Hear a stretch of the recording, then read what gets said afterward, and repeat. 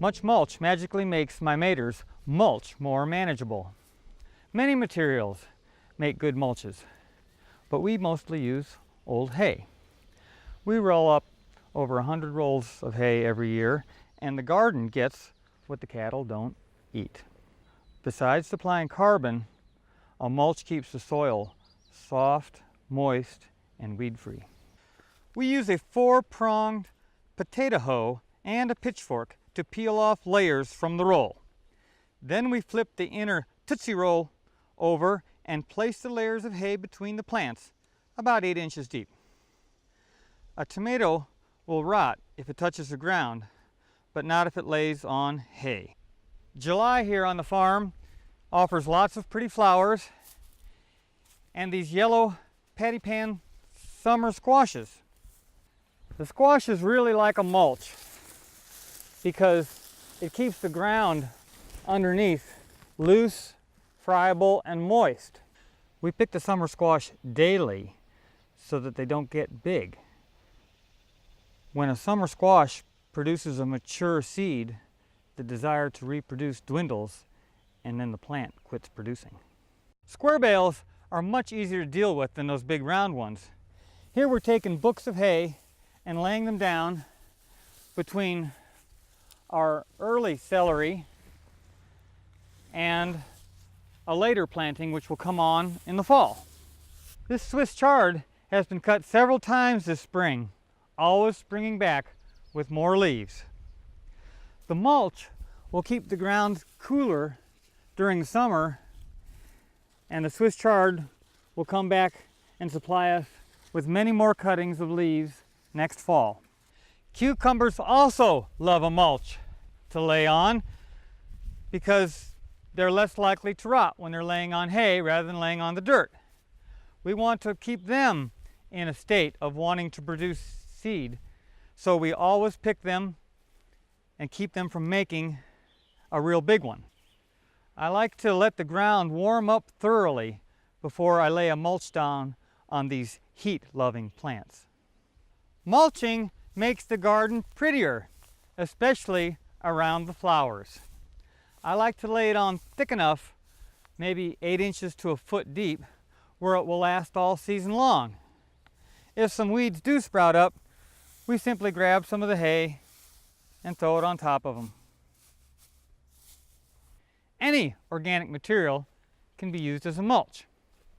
Leaves are particularly good, especially if they've been mown over and cut up some. Leaves can often be gathered in the fall, already bagged up on their way to the landfill. You just have to drive around and intercept them.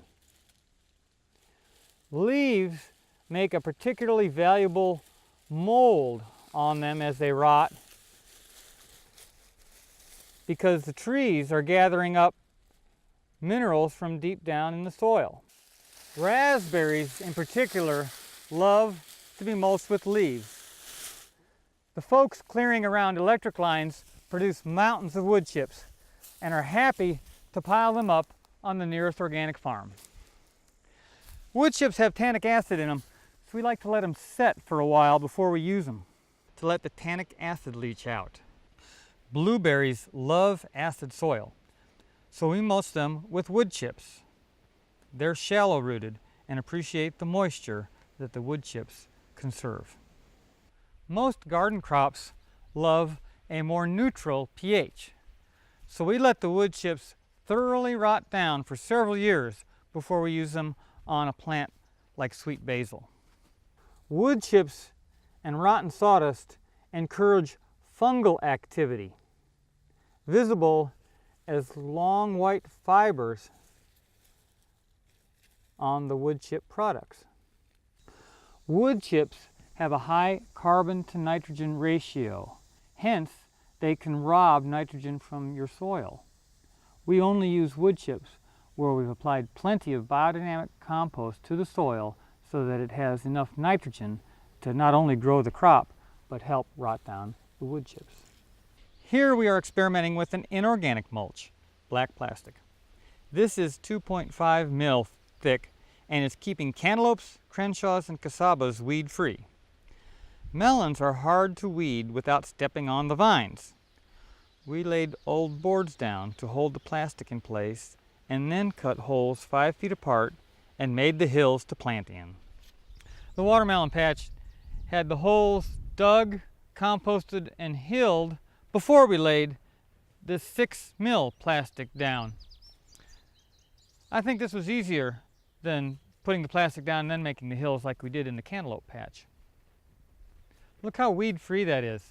We only had to weed right around the little holes rather than trying to keep the weeds out of the whole field.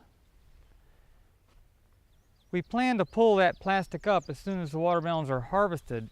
I'm not too crazy about having plastic in my garden. Watermelons love the warmth and moisture that the black plastic provides. Here it is, the beginning of July. We're already starting to see some watermelons forming. Mulching is an integral part of most organic farms I've visited. It keeps the weeds down and the hot sun and drying winds off of the soil, which then stays loose and moist underneath. The organic matter eventually decays to form humus to feed the soil's live beings, who will help to grow next year's crop. Much mulch makes a more merry garden full of carbon.